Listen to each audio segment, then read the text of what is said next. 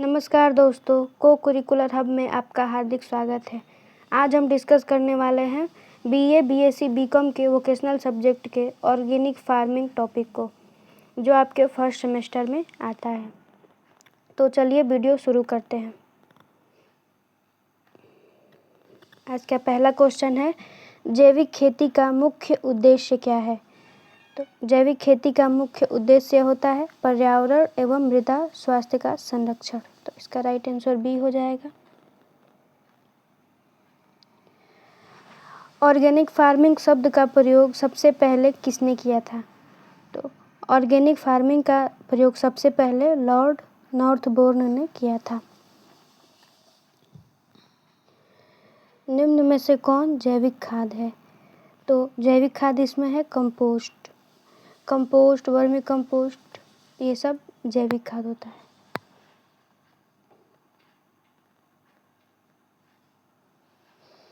Vermi compost किसके द्वारा तैयार किया जाता है? वर्मी कंपोस्ट केंचुए के द्वारा तैयार किया जाता है। ऑर्गेनिक फार्मिंग में किस उर्वरक का प्रयोग नहीं किया जाता? तो ऑर्गेनिक फार्मिंग में हम यूरिया का प्रयोग नहीं करते। गोबर की खाद, वर्मी कंपोस्ट और कंपोस्ट, इन सब का प्रयोग ऑर्गेनिक फार्मिंग में होता है। ऑर्गेनिक फार्मिंग यानी जैविक कृषि। जैविक कृषि में गोबर की खाद, वर्मी कंपोस्ट, कंपोस्ट, इन सब का प्रयोग होता है। यूरिया का प्रयोग नहीं होता। जैव उर्वरक बायो फर्टिलाइज़र का उदाहरण है। तो बायो फर्टिलाइज़र का उदाहरण होता है राइजोबियम, जो नाइट्रोजन फिक्सेशन करता है, नाइट्रोजन का स्थिरीकरण। ऑर्गेनिक फार्मिंग का मुख्य सिद्धांत क्या है? ऑर्गेनिक फार्मिंग का मुख्य सिद्धांत है प्रकृति के साथ संतुलन। जैविक खेती में सिंचाई का सबसे अच्छा तरीका है। जैविक खेती में सिंचाई का सबसे अच्छा तरीका है ड्रिप सिंचाई।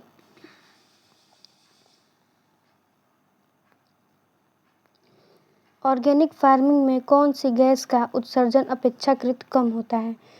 तो ऑर्गेनिक फार्मिंग में कार्बन डाइऑक्साइड का उत्सर्जन अपेक्षाकृत कम होता है। ऑर्गेनिक फार्मिंग जैविक खेती को और किस नाम से जाना जाता है? तो ऑर्गेनिक फार्मिंग को हम नेचुरल फार्मिंग भी कहते हैं, प्राकृतिक कृषि।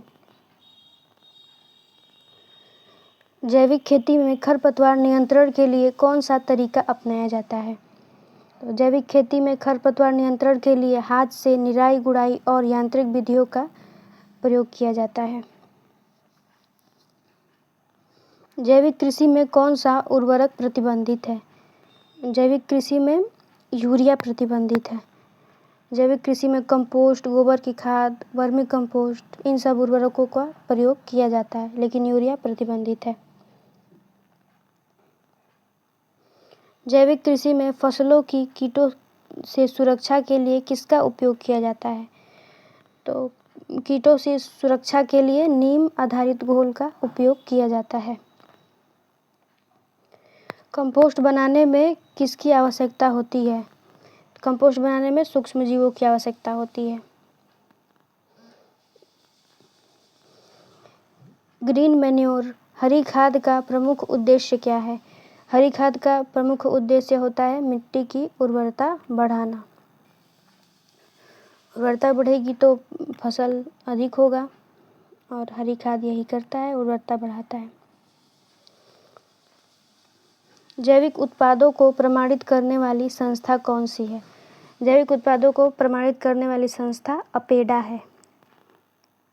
अपेडा का फुल फॉर्म होता है कृषि और प्रसंस्कृत खाद्य उत्पाद निर्यात विकास प्राधिकरण। अपेडा का फुल फॉर्म भी एग्जाम्स में आपसे पूछ सकता है, तो ये इम्पोर्टेंट है, आपको याद रखना है इसको। जैविक खेती को बढ़ावा देने वाली जीरो बजट प्राकृतिक खेती ZBNF की अवधारणा किसने दी? ZBNF की अवधारणा सुभाष पालेकर ने दी थी। क्रॉप रोटेशन का लाभ क्या है? क्रॉप रोटेशन का लाभ होता है इससे मिट्टी की उर्वरता बढ़ती है, रोग कम होते हैं, उत्पादन बेहतर होता है।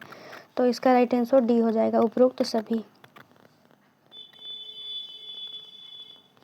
भारत में जैविक खेती को बढ़ावा देने के लिए शुरुआत की गई मुख्य योजना कौन सी है?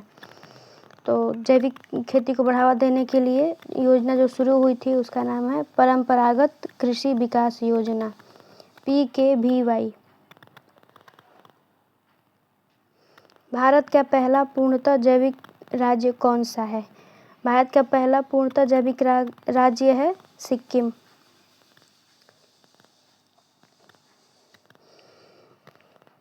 आज के लिए इतना ही, मिलते हैं अगले वीडियो में।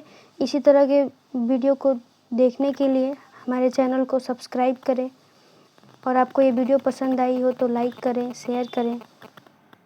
Thanks for watching.